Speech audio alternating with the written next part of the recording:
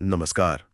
आज हम भगवत गीता के दूसरे अध्याय के बिल्कुल शुरुआती श्लोकों मतलब पहले 12 श्लोकों पर थोड़ी बात करेंगे। हमारे पास ये जो अंश है, अर्जुन का विषाद और श्री कृष्ण का प्रबोधन, ये हमें सीधा कुरुक्षेत्र के मैदान में ले जाता है, जहाँ एक बहुत ही इंटेंस ड्रामा चल रहा है अर्जुन के मन में। और हम देखेंगे कि कैसे अर्जुन एकदम से टूट जाते हैं और फिर श्री कृष्ण का पहला रिएक्शन क्या होता है। जरा सोचिए वो सीन।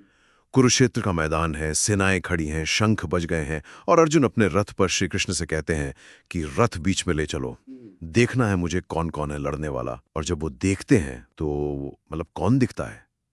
अपने दादा भीष्म, गुरु द्रोण, भाई मामा ससुर, अरे सब अपने ही लोग। ये देख के तो मतलब उनका दिल ही बैठ गया। हालत ऐसी हो गई कि हाथ से उनका मशहूर गांडीव धनुष वो छूट गया, शरीर कांपने लगा। वो कहते हैं मेरे हाथ पैर ढीले पड़ रहे हैं, मुंह सूख रहा है। अपनों को मारकर राज करने से क्या मिलेगा? मैं नहीं लड़ूंगा ये युद्ध। ये सिर्फ दुख या उदासी तो नहीं लगती, कुछ ज्यादा गहरा है शायद। यहाँ ये मोह और करुणा जैसे शब्द इस्तेमाल हुए हैं, इनका यहाँ क्या मतलब है खास तौर पे? बिल्कुल। ये सिर्फ सैडनेस नहीं है, ये एक बहुत ही गहरी, आप कह सकती हैं, नैतिक और इमोशनल क्राइसिस है। जब कहते हैं अर्जुन मोह से ग्रस्त हैं, तो इसका मतलब सिर्फ लगाव नहीं है, बल्कि एक तरह का भ्रम है, एक अज्ञान जो उनकी समझ पर, उनके विवेक पर पर्दा डाल रहा है। वो सही गलत का फर्क भूल रहे हैं। और उनकी जो करुणा है, जो दया है, वो भी इस कॉन्टेक्स्ट में उनको उनके रास्ते से, उनके कर्तव्य से भटका रही है। वो अपने क्षत्रिय धर्म, मतलब एक योद्धा का जो फर्ज है अन्याय के खिलाफ लड़ने का, और अपने जो पर्सनल रिश्ते हैं, उनकी गहरी फीलिंग्स है, उनके बीच में बुरी तरह से फंस गए। वो कह रहे हैं कि ऐसे युद्ध से तो पाप ही लगेगा। और ठीक इसी वक्त जब अर्जुन इतने टूटे ने हैं, तब कृष्ण का जवाब आता है। और सच कहूं तो पहली बार में ये जवाब बड़ा सख्त लग सकता है। वो अर्जुन को कोई दिलासा नहीं देते, बल्कि कहते हैं कुतस्त्वा कश्मली मिदम विषमे समुपस्थितम। मतलब इस मुश्किल घड़ी में अर्जुन, तुम में ये गंदगी, ये कमजोरी कहां से आ गई? फिर कहते हैं अनार्य जुष्टम अस्वर्ग्यम अकीर्तिकरम अर्जुना। ये न तो श्रेष्ठ लोगों का रास्ता है, न स्वर्ग देगा, न इज्जत। और फिर सबसे चौंकाने वाला शब्द क्लैभ्यम मास्मगमः पार्थ नई तत्व युग पद्यते। हे पार्थ, नपुंसकता को मत प्राप्त हो। ये क्लैभ्य शब्द, ये तो बहुत ही चुभने वाला है। हाँ, क्लैब्य शब्द यहाँ बहुत महत्वपूर्ण है। इसका मतलब सिर्फ शारीरिक कायरता नहीं है, इसका मतलब है मानसिक कमजोरी, हिम्मत हार जाना, एक तरह की पौरुषीनता।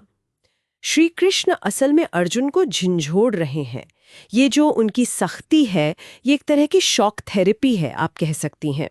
वो देख रहे हैं कि अर्जुन भावनाओं के दलदल में फंस गए हैं, मोह के भ्रम में पड़कर अपने असली फर्ज से हट रहे हैं।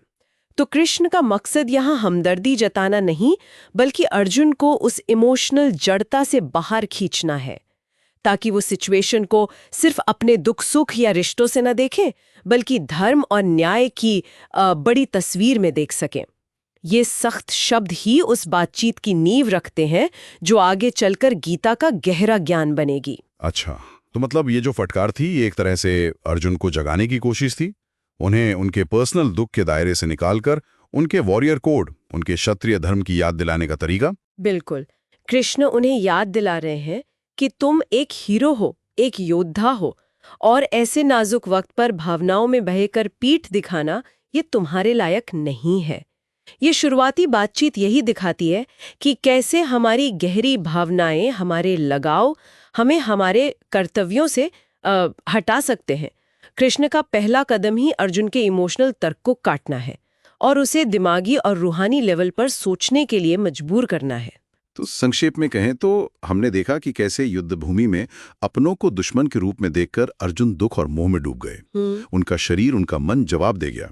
उन्होंने लड़ने से साफ मना कर दिया और श्री कृष्ण ने हमदर्दी दिखाने के बजाय बहुत ही सख्त शब्दों में उनकी इस हालत को क्लैब्य कहा। मतलब कायरता भरी कमजोरी कहकर उन्हें फटकारा, ताकि वो उस इमोशनल घेरे से बाहर आ सकें। हाँ, और ये जो शुरुआती श्लोक है, ये एक बहुत ही बुनियादी, एक यूनिवर्सल सवाल हमारे सामने रखते हैं कि ये जो हमारी व्यक्तिगत भावनाएं हैं, हमारा प्यार, हमारे रिश्ते, और दूसरी तरफ हमारा फर्ज या हमारी जिम्मेदारी, इनके बीच बैलेंस कैसे बनाया जाए।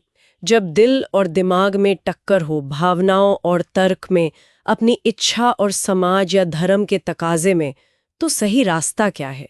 ये सिर्फ अर्जुन की मुश्किल नहीं थी, ये कहीं ना कहीं हम सबकी जिंदगी में भी आती है। बिल्कुल, और यही शायद हमारे सुनने वालों के लिए भी एक सोचने की बात हो सकती है।